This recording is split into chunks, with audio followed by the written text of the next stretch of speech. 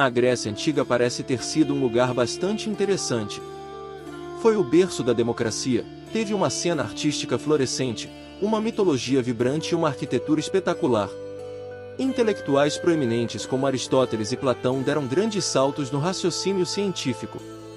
A terra era fértil e o vinho fluía como água. Ou será que não? Bem-vindo de volta ao Arquivo 47. Hoje, estamos explorando o lado sombrio da Grécia Antiga e por que você provavelmente não sobreviveria lá por muito tempo. Uma cultura de guerra. Apesar da democracia e da filosofia, os gregos ainda gostavam de ir para a guerra. Por volta de 500 a.C., começaram a depender fortemente de mercenários estrangeiros para lutar muitas de suas batalhas. Mas antes disso, a luta era feita principalmente pelos cidadãos comuns. Na Grécia Arcaica, entre 800 e 500 a.C., milícias eram formadas em tempo parcial. Se você fosse um agricultor ou um trabalhador comum, provavelmente seria forçado a lutar. As batalhas entre cidades-estados concorrentes na Grécia Antiga eram travadas durante o verão, e então quem sobrevivia voltava para seus empregos diurnos ou fazendas e se preparava para a colheita. Isso tornava as lutas muito improvisadas naquela época. Muitas vezes, os cidadãos tinham que pagar por seu próprio equipamento, então se você fosse muito pobre, provavelmente seria um dos peões lançados diretamente na batalha com muito pouca proteção. Se você tivesse um pouco mais de dinheiro, poderia comprar ou herdar armaduras de sua família e se tornar um hoplita. Hoplitas eram soldados de infantaria que carregavam lanças, escudos e armaduras. Não se sabe exatamente quando os gregos começaram a usar hoplitas, mas por volta de 600 a.C. isso se tornou um elemento essencial da guerra grega. Morte é o que você receberá. Se você morasse em Atenas no século VII a.C., poderia ter sido condenado à morte por roubar um repolho. Por volta de 621 a.C., as leis draconianas entraram em vigor e Atenas instituiu sua primeira constituição escrita. Antes disso, o sistema legal era baseado em um sistema de lei oral. Não havia um conjunto claro de leis definidas e penalidades para crimes, e geralmente era a responsabilidade das vítimas buscar justiça para algum crime cometido contra elas. Isso poderia levar a conflitos que duravam gerações. Além disso, a aristocracia muitas vezes manipulava essas leis em seu próprio benefício, o que levava a uma sociedade muito desigual. Então, eventualmente, foi concordado que reformas eram necessárias. A reforma, no entanto, acabou sendo um sistema muito rigoroso, onde a pena de morte ou a escravidão eram aplicadas até mesmo para crimes menores. Essas primeiras leis escritas foram chamadas de Constituição Draconiana. Redigidas por um aristocrata pouco conhecido chamado Draco, elas não conseguiram acabar com a desigualdade entre a aristocracia e o povo comum. Para começar, criou-se uma estrutura para o sistema de escravidão por dívida que mencionamos anteriormente, onde grandes proprietários de terras podiam escravizar seus inquilinos se estes não pagassem suas dívidas. Além disso, somente aqueles que portavam armas ou possuíam uma certa quantidade de terra tinham direitos políticos. Além disso, muitas das punições pareciam desproporcionais aos crimes. Você poderia ser condenado por roubar, mas se acidentalmente ferisse alguém e depois se desculpasse com a família da pessoa, você estaria livre de punição. As leis de Draco acabaram sendo consideradas excessivamente, draconianas. Em 594 a.C., apenas algumas décadas depois de serem promulgadas, foram revogadas pelo legislador Solon e substituídas por um conjunto de leis mais brandas. Uma cidade de escravos. A escravidão era generalizada em toda a Grécia Antiga. Muito generalizada. Entre os séculos IV e V a.C., Atenas abrigava incríveis 60 a 80 mil escravos, mais da metade da população estimada. Em média, cada casa tinha pelo menos 3 escravos. Em Esparta, os escravos conhecidos como ilotas muitas vezes superavam os espartanos livres em 20 para 1. Os ilotas eram servos endividados pertencentes ao Estado que trabalhavam na agricultura e tinham que entregar a governo a maior parte do que cultivavam. Ter tantos escravos fazendo todo o trabalho liberava muitos dos homens para treinar como guerreiros, e a temida máquina militar espartana evoluiu para uma das forças de combate mais fortes da época. Os espartanos não tratavam bem esses zilotas, muitas vezes os golpeavam vigorosamente para manter seus espíritos quebrados. Um relato da antiga Esparta, escrito por Myron de Priene, afirmava que os zilotas estavam sujeitos a um número estipulado de surras todos os anos, independentemente de qualquer delito, para que nunca esquecessem que eram escravos. Em Atenas também, as surras eram comuns para os escravos. Um proeminente estadista ateniense escreveu que o corpo de um escravo era responsabilizado por todos os seus crimes, enquanto a punição corporal era a última penalidade a infligir a um homem livre. Havia muitas maneiras de se tornar um escravo. Você poderia nascer como um, no que é chamado de escravidão por dívida. Se você estivesse do lado errado de uma guerra, poderia ser capturado e vendido como escravo. Mesmo se você fosse um cidadão ateniense livre, poderia acabar sendo escravizado.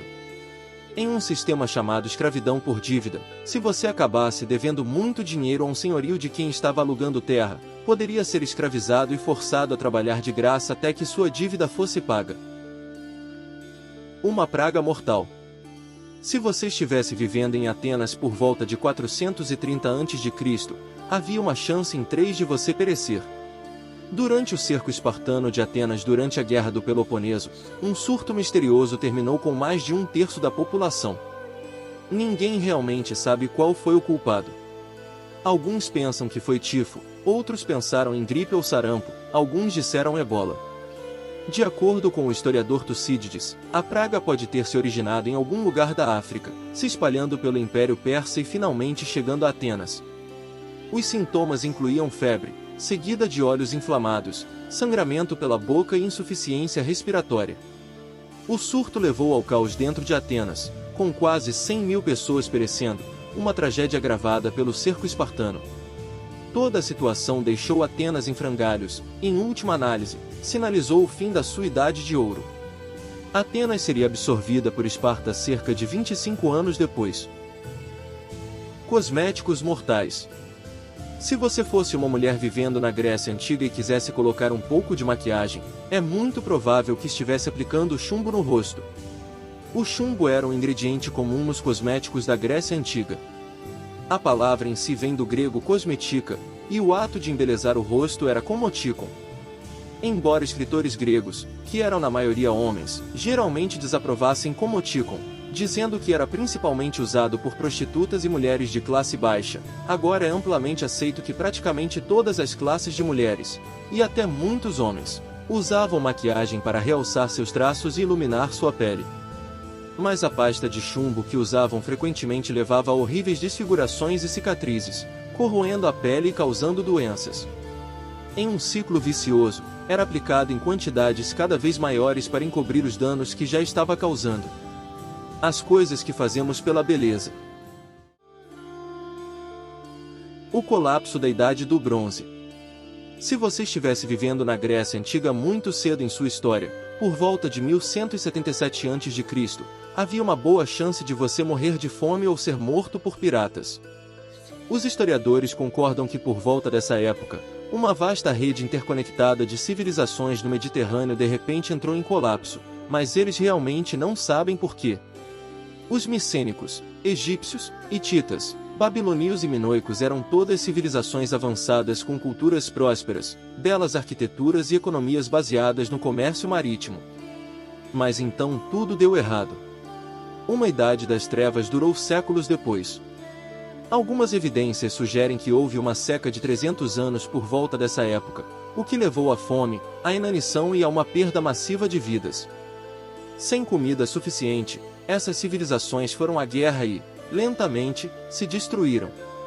No entanto, também há relatos de um povo misterioso navegando pelo mar, conhecido apenas como povos do mar, que são mencionados e gravados em estelas que retratam grandes batalhas por volta dessa época. Acredita-se que os povos do mar foram responsáveis por grande parte da morte e destruição ao longo do Mediterrâneo, invadindo e destruindo cidades portuárias proeminentes, possivelmente aproveitando-se desses impérios enfraquecidos pela seca. Infelizmente, relatos vagos e esculturas não identificáveis são todas as evidências que temos de que esses poderosos piratas já existiram. Medicina condenada. A medicina na Grécia Antiga, sem dúvida, representou um avanço em relação ao que era antes. Mas ainda estava desatualizada de muitas maneiras. Para começar, antes do século V a.C., as doenças eram consideradas punições divinas infligidas pelos deuses. Se você morresse, os deuses eram os culpados, e se você melhorasse, era porque os deuses lhe deram um presente. Em 500 a.C., as coisas estavam começando a ficar um pouco mais refinadas, mas a distinção entre ciência e religião muitas vezes era bastante confusa. O deus grego Asclépio, por exemplo, era tanto um curandeiro divino quanto um médico altamente qualificado. No entanto, não havia qualificações profissionais para ser médico.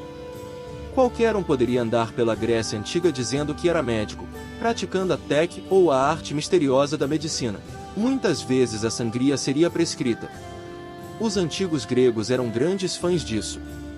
A sangria estava ligada a um sistema medicinal chamado humorismo, embora não houvesse muita coisa engraçada nele. No humorismo, o corpo humano é dividido em 4 humores: sangue, bile amarela, bile negra e fleuma. Em uma pessoa saudável, esses 4 componentes estavam em equilíbrio adequado.